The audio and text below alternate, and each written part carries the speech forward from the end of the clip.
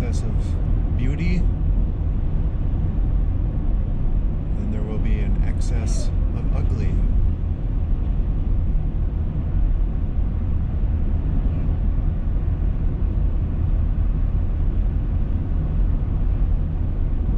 Although we shouldn't use titles.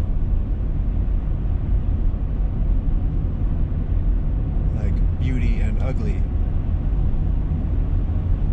Or good and evil. Isn't that the fruit from the tree of the knowledge of good and evil? Knowledge of good and evil. So before the knowledge of good and evil, that split, our vision was single, like spiritually. Just like two physical eyes create one picture.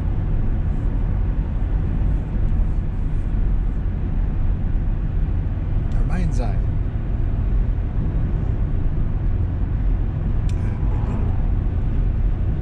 So part of that fragmenting from the fall was us putting everything outside of us into boxes of differing polarities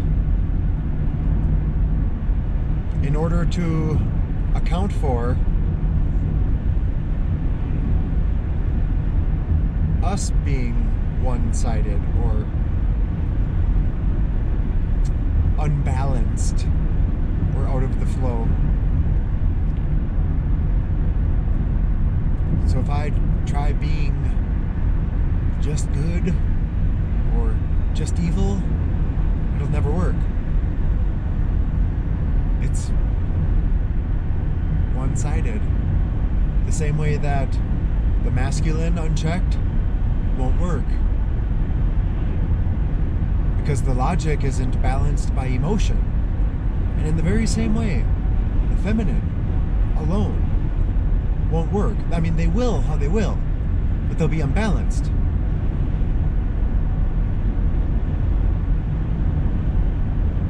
They're both needed. It's part of the whole. Everything is needed. It's part of the whole.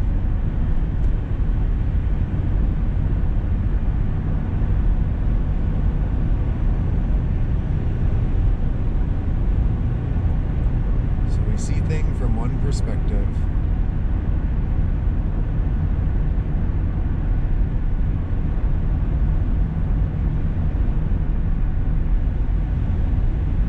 And I feel like I've seen all perspectives. I've felt all perspectives. And maybe there's more. But there doesn't need to be. There's enough. I've experienced it enough differing perspectives operating from motives not for self. Am I claiming I'm like perfect? But by what standard? Whose standard? Who are you to have a standard? Do I have to have a standard for you? No. Is there some standard we have to follow? It's not for me to judge you for your standard. But because we're fragmented and broken, God has given us a standard as a protection. So it's law, but we rewrite law. We add to it, just like the Constitution. Okay, look at the Constitution. I believe the Constitution was pure and perfect and righteous and in sync with the Most High God. We were trying to flee from things that were things. But what happens? We keep defining, hyper-define, over-define, over-define, over-define, more splits, more fragments. We get too technical.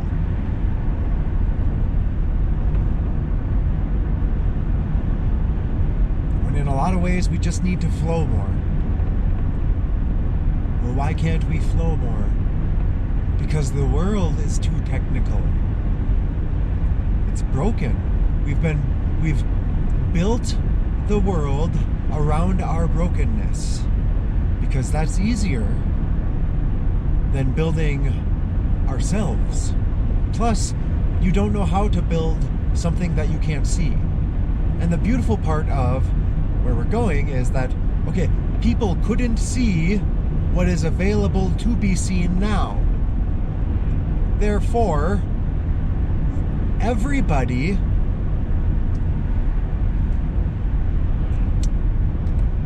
has common ground. Because biblically, the Pharisees were not guilty until they encountered the truth. So, just me, this person that you think is Chris, which really Christ took over and you crucified him too, and he's tasted and seen that, well, although the Lord is good, this world isn't. Everything is catered to and built around corruption, and I understand. It doesn't matter. Maybe you don't have to understand.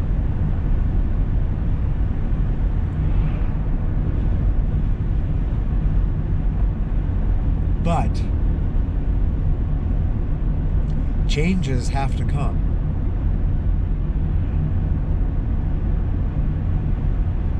They have to. There's no way around it. See, the number one mistake that people make is assuming that there is none else. I know I'm stuck in a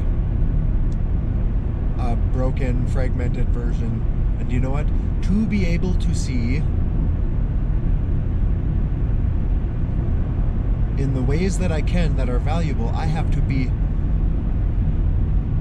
not give my bandwidth to all of the garbage. But at the same time, we have to bear the burden of the weight of the body. Rather than bearing the burden of disassociating and doing things that we know are wrong, or trying to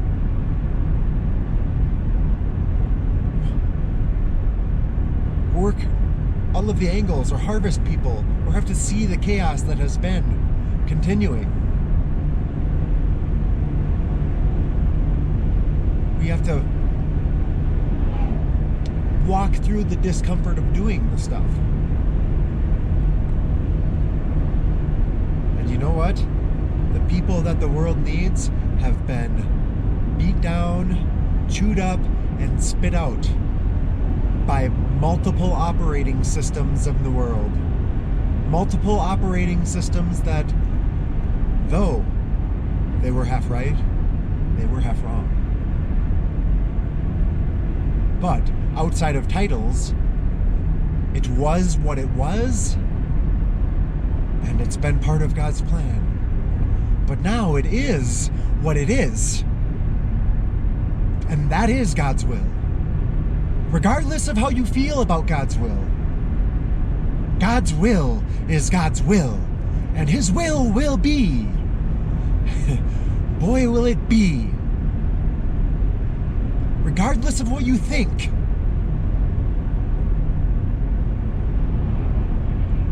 Regardless of who you think you are. God is God. God is a God of righteousness. And you know the thing about righteousness? It doesn't look pretty the way that Christians would like everything to be. The way that Israel wants to pretend it is. That virus, the virus in the world, yeah, it's just like a woman plastering her face full of makeup trying to look beautiful because she's insecure because of the ugliness that she hides, or the traumas, the ugliness that the world has imprinted on her because of its ugliness. That virus, gets you to keep on compromising. It gets you to wear masks just like she does. That virus causes us to wear masks, huh? That virus restricts the flow of what should be, doesn't it? That virus. You see the effects of the virus. Don't you know that physical things are mirrors unto the spiritual ones? The physical virus is just a parable, a symbol, a sign to help you understand the spiritual virus that has been affecting you. There was nothing that you could do. The virus affected everybody, and you've been affected.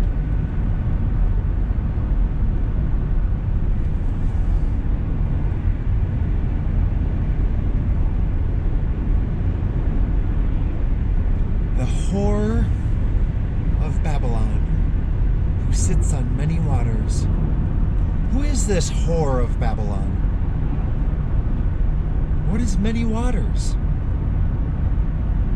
Waters. It can be bodies of people.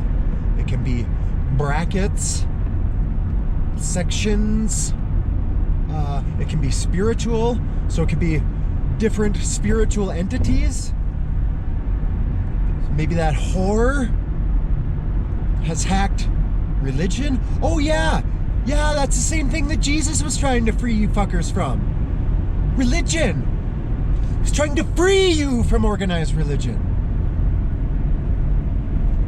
Don't you get it? The virus uses a diluted version of what Christ was trying to teach.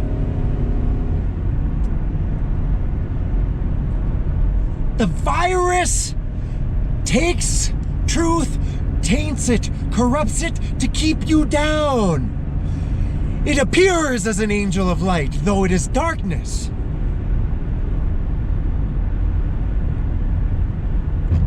It's its own darkness trying to balance the light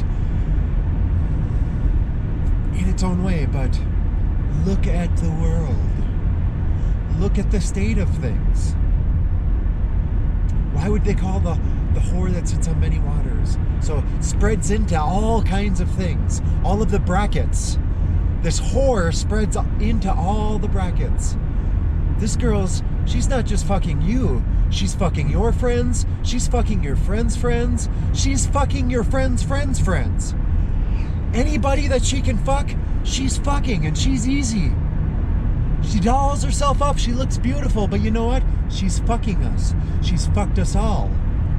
And you know what? We have a common bond now. All of the things that you have fragmented and broken, guess what? Do you know what's going to bring them together? Do you know what is bringing them together? You.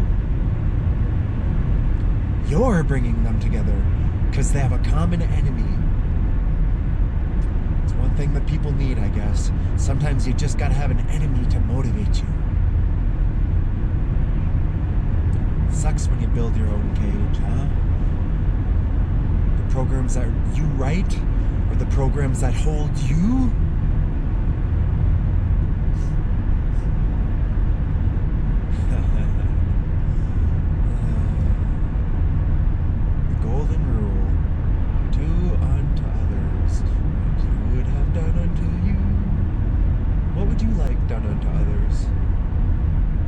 To them?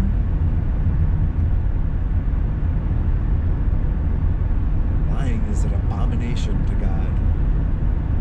Abomination. I mean, do you comprehend that? Abomination to God. A lie.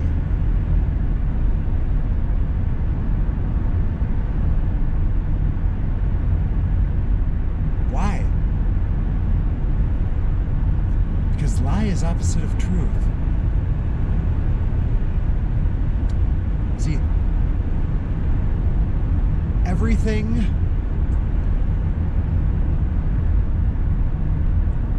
balances out something until it's no longer fragmented, and it is.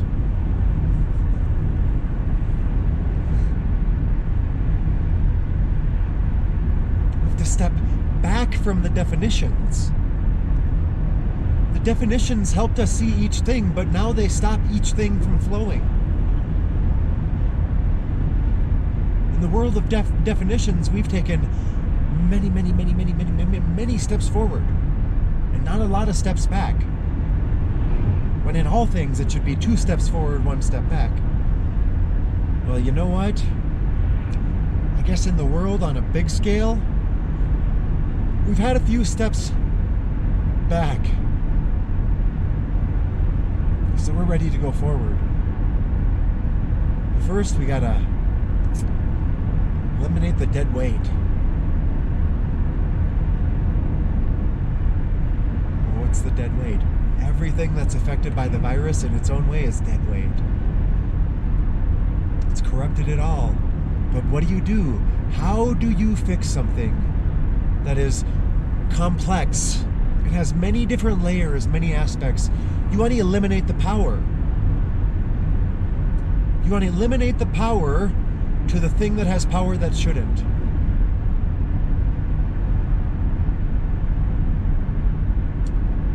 The money, the monetary system, the wealth of the wicked that have been stored up. God's been storing them up. And had the giants in the land taking care of things until people were ready. Ready or not, here I come. Whether you like it or not, God's going to judge the talents that He's given you. What have you done with what He's given you?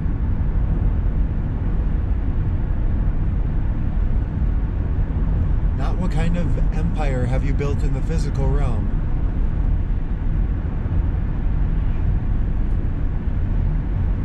How much have you given? I'm not talking about money. I'm not even talking about time. How much of you have you given?